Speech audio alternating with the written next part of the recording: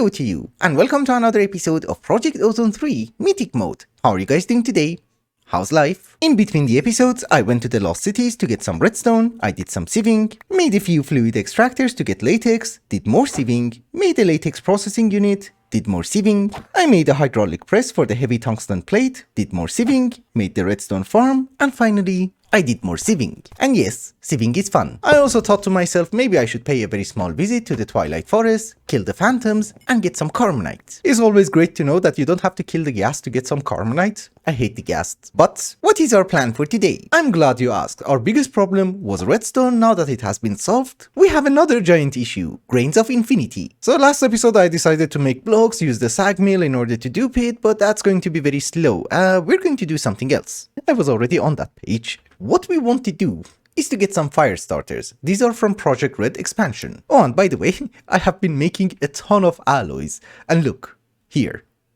Crazy. There are a few things that we should really craft in bulk, and one of them is pistons. Yeah, one stack, and the second one. Lovely. What happened? I think somebody ate my pistons. It's fine, I'll find it later. What I want to do is that for the moment, I want to have around 30 fire starters. Of course, this is going to be a very temporary setup until we get to the actual seeds from mystical agriculture. This is gonna be a pain. They don't stack. Yeah, in this way, it's gonna be easier. Okay, so we all know that if you set the bedrock on fire, you're going to get grains of infinity, correct? A fire starter from Project Red does exactly the same thing. Meaning that if you give it a redstone signal, it's gonna place down fire, but the moment that the redstone signal is gone, the fire is out. We want it to stay on long enough so that we would be able to get some grains of infinity. I did not find the normal items that I always use, so we're gonna go with a hopper clock. Works fine, it's a clock, who cares? If I remember how to make it. Okay, 2 pistons and 1 redstone block. Yeah, okay, it does work. And since I really want to have 2 lines, maybe we do it something like this? Yeah, works. I don't know if the timer is going to be long enough or not, but we will see. We got something. Seems to be long enough. Yeah, we go with the random garbage amount of items that I already put inside. I think it was half a stack of obsidian. Yeah, I'm not really sure if 30 was enough, because this is the speed that we're getting grains of infinity. It's not that bad. I will expand it a bit. Ouch, how did I get in here? This should be much better. I was just checking if something is left on the ground and it seems we're good. Everything goes into an ender chest. This is my sieving ender chest and it's hooked up to the drawers. The place is chunk loaded. We can go home. It's not great. We have 421, but that means I can have so much capacitors. But another thing that you guys might remember is that capacitors have a horrifying progression in the Empowerer, but thankfully this time there's also a multi-block for it, which we can't make it right now, but you know, it's good to know that we have options. Now with the capacitors that we have, we should start progressing a bit. And this is why I have been making a ton of alloys, because yeah, we need them. So capacitor, capacitor, energetic alloy, and coal dust. Lovely. This should be a quest. Come on. Thank you. Now that we have access to grains of infinity and we can make capacitors at a decent rate, what is the next step? Obviously power. Last time that we were playing Kappa mode, I went crazy with solar panels, and I'm still going crazy with solar panels. Just have a look in this chest. The issue is that at this very moment, the solar panels that I can make can only generate 512 RF per tick, which is nothing. Let me try and demonstrate it for you. These are the alloy furnaces from Nuclear Craft, and well, it does have energy upgrades, 1 stack, but it doesn't seem it really affects the power consumption. We're consuming 2000 RF per tick with like 4 speed upgrades. And it's not even fast. We want it to go like this. So I think for the moment what we're going to do is that we're going to go with a big reactor. That should give us enough power. Also I need like way more machines, so we need around 50,000 RF per tick. Maybe more? I'm not sure. Every version the name is different. It's extreme reactors now. Also I just wanted to mention it's not cheap. At all. We need a ton of garbage. Yeah, well, extreme reactors, bigger reactors, whatever it is called, it's not cheap. I have no idea how many blocks we are going to need, but essentially, if we make this simple machine chassis, that gives us 1 reactor casing core, therefore each chassis is going to give us 4 reactor casings. 2 stacks is not enough. And this is how fast we are consuming resources. All of these empty slots used to be red alloy ingots. And they're gone. And I'm sad. Now the blue alloys are gone. Okay. We're doing awesome. So, simple machine chassis, 1 stack.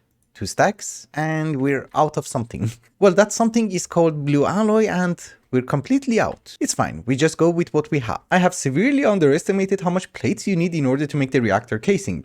We need, I don't know, around 1000 or something, just electrum, then we need more invar.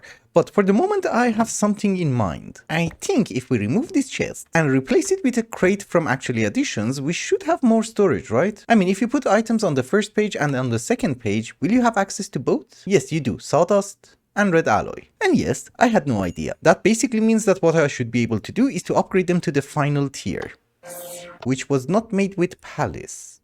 Oh, void crystal. These are things that we will use a lot, so let us make 1 stack. Charcoal, flint, stone, and black dye. Lovely. I just wanted to know how much items you can fit inside a large storage crate, and I was lazy to count, so we're going to make some redstone compound. But I would say that's maybe 16 or 17,000. And yes, I do understand this is a horrible recipe, but I don't really care about redstone anymore. Also, it's a bit faster to craft until I get a reactor. Yes, exactly. Way faster. Since I'm still waiting for some plates to get ready to make the reactor itself, I thought it's a good idea to upgrade some of these silver capacitors. And also I wanted to empty this chest by a bit because I had so much energetic silver alloys. Anywho, reactor casing, that should be 4 stacks? Oh, then I didn't need that much invar, I guess. Another question would be, where do we want to set up the reactor? I can remove the nether portal, we can just put a waystone, so we go to that chunk? Yeah, we start here. And I did steal waystones, you can find them in the hunting dimension in the villages. Another very important thing is, since I have messed up the area near our portal, maybe we should find a decent location? Well, there is a nether fortress here, so up there, maybe. That means we can get rid of you. Finally, and I will use this chunk for our reactor. I have made the frame of the reactor, but the reactor does require a few bits and bobs. That's it? I was hoping I'm gonna get more? Maybe not. The inside of the reactor is a 5x5x10. I don't know, just in case you were interested. What are we missing? Okay, well, for the moment we don't really need that many of these guys. Let us get our powder. And this is just a simple machine frame, which is really bad. I don't have anyone. I was hoping I can have the reactor before I need more blue alloys, but it's fine. It's not even called blue alloy. Electrotime. So give me my soul machine casing. That is a quest, hopefully. Yes. For some reason you need an enderman head. Which one? That one? Ender IO, yes. Oh, it could have been anything. My bad. It's fine. Slice and splice. I am going to use a dark axe and a dark shear. Doesn't really matter what we put inside, but these ones have a bit more durability. And also it was extremely easy to craft, so I don't really care. So for the moment, you go over there, your capacitor, and we needed that in order to make the ender resonator. It's not that bad. It's not even bad. Well, it's not great if you don't have enough soul sand. I have missed this animation. Look at the blood. Looks lovely. But I also thought that from now on, whatever we make them in stacks. I'm just waiting for more solarium in order to make 2 stacks of ender resonators. Also, it does seem my capacitors are ready. Lovely. And for the reactor controller, we have everything except you. Microcontroller case tier 2. And I guess this is why I needed the capacitors. Yes. We need to upgrade some of the capacitors one more time. I don't have enough vivid alloy at this very moment, but this should get us started. Energized capacitor. Another quest. So what the hell was this? Micro tier control thing. What? And maybe I should put the machines further away. These are loud. Which recipe gives you 6 diamond chips? That's gonna be expensive. But ladies and gentlemen, our first transistor. The first out of 400 billion that we have to make. And I was expecting this to be much harder, but microcontroller case tier 2, my stupid ender resonator, some yellorium, and voila, reactor controller. This is not a quest. I am looking and looking and looking. I cannot find a quest for the bigger reactors, which is weird because I'm sure I have seen that. Well, wherever it is, I can't find it. Anywho, we don't really want to have a garbage reactor, and yeah, eventually it's going to be garbage, but we want the best type of coolant. The best type of coolant is jellied cryotium. As always, we don't really have access to bliss rods, so what we're going to do is that we're going to melt down some XP, and I think if we give you snowballs, you should do something. Oh, you're slow. Yeah, it's fine, we don't really have a choice. We have a choice, I can use resonant ender, it's cheaper. But we go with jellied cryotium, I like cryotium. But maybe at least in the meantime we can get some upgrades? No? Fine, bronze and invar, lovely. And for the moment, a bit of augmentation. It's still not great. It's a good thing that we are making jellied cryotium. Oh boy, I just realized I made a horrible error. Do you see this pure rod? This is not graphite, it's HOP graphite. And well, you're going to need a crusher, you need a squeezer.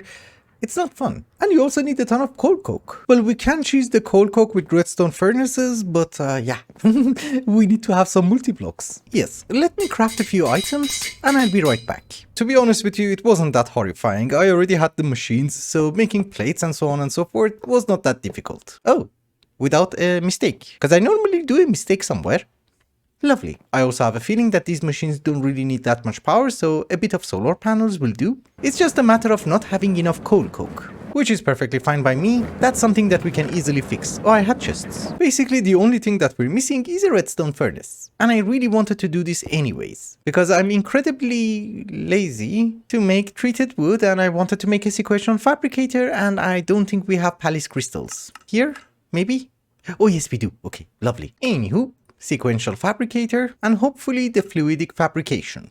Lovely. I think it's also a nice idea to have some sort of a buffer for creosote oil, just in case. Oh, and yes, of course, the most important augment for making coal coke. This is just out of curiosity. How long does it take?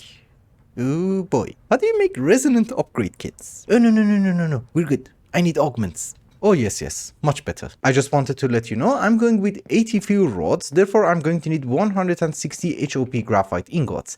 And so far we're 25% there. It's not great, I know, and you're not dabbling it.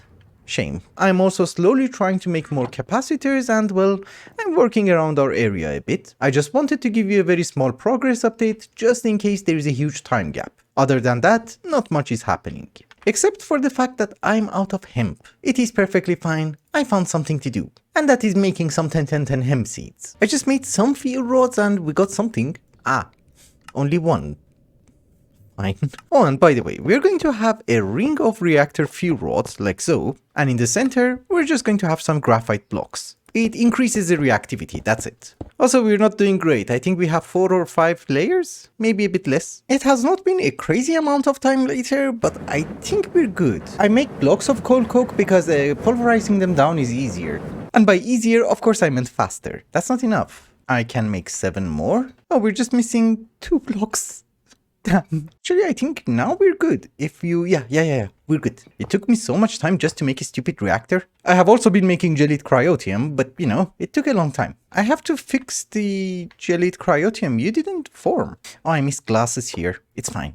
Now you're good. I was going to say that I still have to fix the gelite cryotium, convert it into a fluid, but for the moment I just want to know how much power is it gonna make. It is going to be different after you add the coolant, but we will have an idea. Oh, that's... well, 200,000 RF.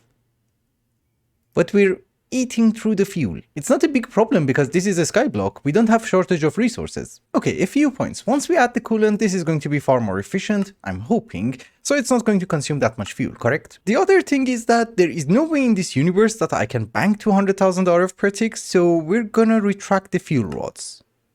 Sorry. I meant insert the fuel rods. If we hold control, it should do it for all of them. We insert them by 50%. It's for everyone, right? Yeah. So now if I turn on the reactor, it's still a lot. I don't want that much. I wanted 50,000. We go to 80%. Later on, it's going to be fine. We would be able to extract the power and transfer it across the base. But right now, I don't really need that much. Okay, this is fine. 80,000. With 80%. Another very important thing is that this is not a supermassive reactor, so we should be able to fill it in manually. But if you're making a bigger one, you can use a floodgate from immersive engineering. But I have already made myself a reservoir and I'm gonna use that. If my cryotium is ready, now that I have cryotium, I can make a cryostabilized flux duct as well. It's almost full, I'm missing just 3 blocks over here, that's it. But I have inserted the fuel rod by 90% and we're generating around 50,000 RF? Or I believe it was 50,000? Yeah, 56,000. It's not that bad. However, we need to bank that power as well, and I was hoping that we would be able to use some capacitor banks. I have made some of these, the double layered ones, and we should have some electrical steel, yes. So we can make 42. That's not a bad number. And it's a quest. I wanted to use a cryostabilized flux duct, but maybe we also don't need that. Later on, I'm also going to make an open computer so that we will not waste any fuel, but it's a lot of microcrafting, so maybe not today. I can use redstone ports too, but I don't like them. But it's gonna be super easy. There was this power monitor from Ender.io, and it should emit a redstone signal whenever the capacitor bank is full.